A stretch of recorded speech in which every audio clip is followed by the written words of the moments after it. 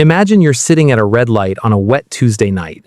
The kind of night where the city feels smaller than usual, where the orange glow of the street lamps bleeds into the pavement and everything smells like rain and hot rubber. You hear it before the light even changes, that low, controlled, almost biological growl coming from the exhaust of the car next to you. Not loud, not theatrical, just present, like a large animal breathing in a dark room. You feel it in your sternum before your brain registers what it is. And without ever turning to look at the driver, without seeing their face or their hands or the expression they're wearing, you already know something true about them. Most people would see an expensive car. You see a belief system on four wheels, a psychological declaration that its owner has probably never articulated out loud, not to their friends, not to their partner, and certainly not to themselves. This reveals something fascinating about a very specific type of human mind. Because the decision to buy a Mercedes AMG is not, at its core, a financial decision. It is, if we examine it with the patience it deserves, an X-ray of character, a document written in steel and carbon fiber that tells you more about a person than most conversations ever will. There is a trait in personality psychology called conscientiousness, which, in its most developed forms, manifests not as rigidity, but as a quiet, almost private obsession with doing things correctly. Not perfectly for the sake of appearances, correctly for the sake of internal coherence.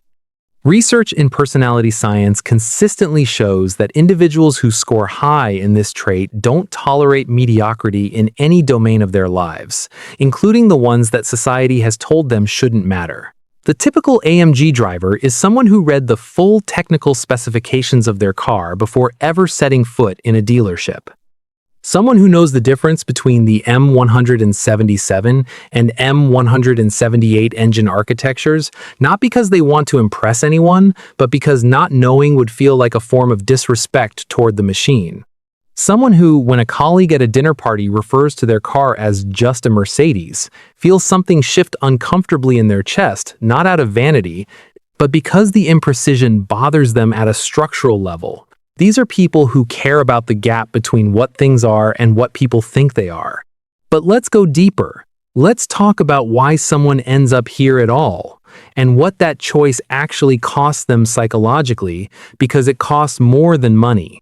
Mihaly Csikszentmihalyi, the Hungarian-American psychologist who spent the better part of 4 decades studying the conditions under which human beings perform and feel most alive, described flow as that precise psychological state where the level of challenge and the level of skill meet in a narrow, almost sacred corridor and time dissolves. Musicians find it in a measure they've played 1,000 times, but somehow sounds new. Surgeons find it in the silence of an operating room, where everything is moving and nothing is uncertain. And drivers with cars that respond in tenths of seconds, that communicate road texture through the steering column, that require real attention and real commitment, find it on an open stretch of road at 6 in the morning when no one else is watching. What distinguishes the AMG driver is not the desire for speed. That's the surface reading, and it's almost always wrong.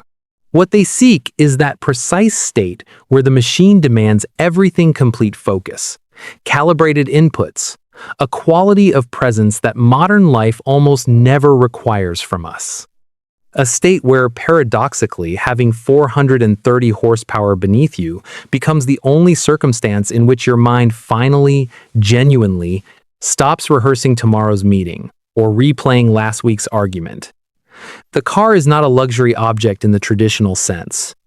It is, for the person who truly understands what they've bought, a machine for achieving presence, a very expensive, very effective, very honest tool for being here.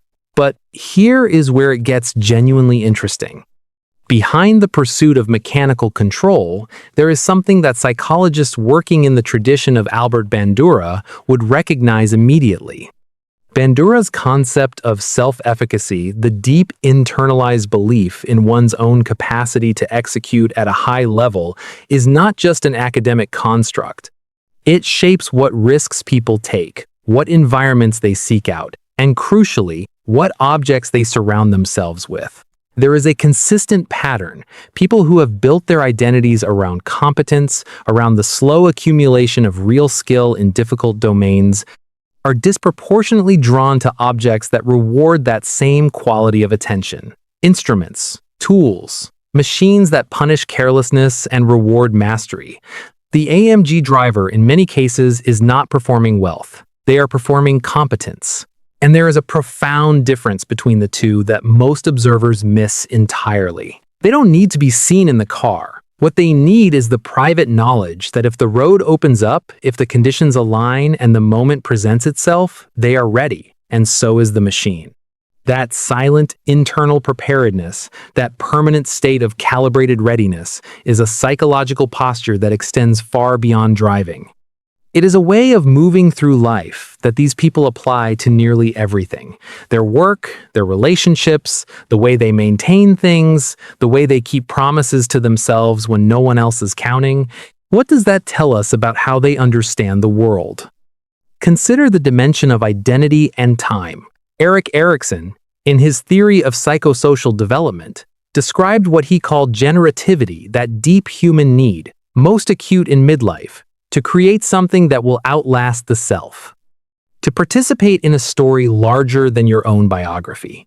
For previous generations, that impulse expressed itself through children, through trades passed from father to son, through buildings and institutions. Today, for many people navigating the particular pressures of contemporary adult life, the objects they choose with genuine deliberation become chapters of that story. Not the defining chapters, but honest ones. Chapters that say something true. And this is where the emotional architecture of the AMG driver becomes most visible and most human. Think about the person who spent 3 years building a company that didn't work out, who drove a sensible, forgettable car during all of it because the timing was never right, who, when things finally stabilized, walked into a dealership not out of celebration, but out of something quieter and harder to name a need to finally choose something for no reason other than that it was exactly what they wanted. Or the man in his mid-40s who lost his father 18 months ago and who now drives on Sunday mornings along the same coastal road his father used to talk about taking someday, in a car his father never got to own. Not as a monument, just as a way of continuing a conversation that got interrupted. Or the woman who has spent a decade in a field that rewards caution and conformity, who finds in the 15 minutes of a mountain road something that her professional life has never once offered her: immediate, unambiguous, honest feedback. You drove that corner well, or you didn't. The car tells you the truth. The vehicle becomes a witness. Something that holds a particular version of you, the one that shows up before the performance begins, before the social calibration kicks in. Something that doesn't require explanation and doesn't offer judgment. But here is the curious thing, and it is worth sitting with because it is genuinely counterintuitive. Many AMG owners, if you speak to them honestly, away from the context where they feel they need to justify the purchase, will admit that they use perhaps 5 or 10% of the car's actual capability on any given week. That they spend most of their time in traffic, on motorways, at speeds that a sensible family hatchback could match without effort. And yet, when pressed, almost none of them would exchange the car for something more rational. Because what they bought, it turns out, is not the speed. What they bought is the permanent availability of the speed. The knowledge that it exists beneath them, contained, waiting, entirely ready. That distinction between exercising power and simply possessing it is psychologically significant in a way that deserves serious attention. Because it suggests that what these drivers are really purchasing is a form of optionality, a standing offer from the universe that they may or may not choose to accept. And human beings, it turns out, will pay an enormous premium simply to have options they never use. What these drivers teach us, if we watch them carefully enough and resist the lazy readings, the ones about ego and compensation and status anxiety, is something far more nuanced about the relationship between people and the objects they have chosen with. Genuine intention. The philosopher Albert Borgman wrote about what he called focal things and focal practices, objects and activities that, rather than simplifying life, enrich it by demanding real engagement. Things that gather meaning around themselves over time, that create rituals, that make certain hours of the week different from the others. The AMG, for the person who arrived at that choice through honest self-knowledge rather than social pressure, functions as exactly that kind of focal object, not a symbol of arrival, a practice of attention, a recurring appointment with a version of yourself that modern life rarely schedules. These people remind us that meaning does not arrive exclusively through the categories we've designated as serious.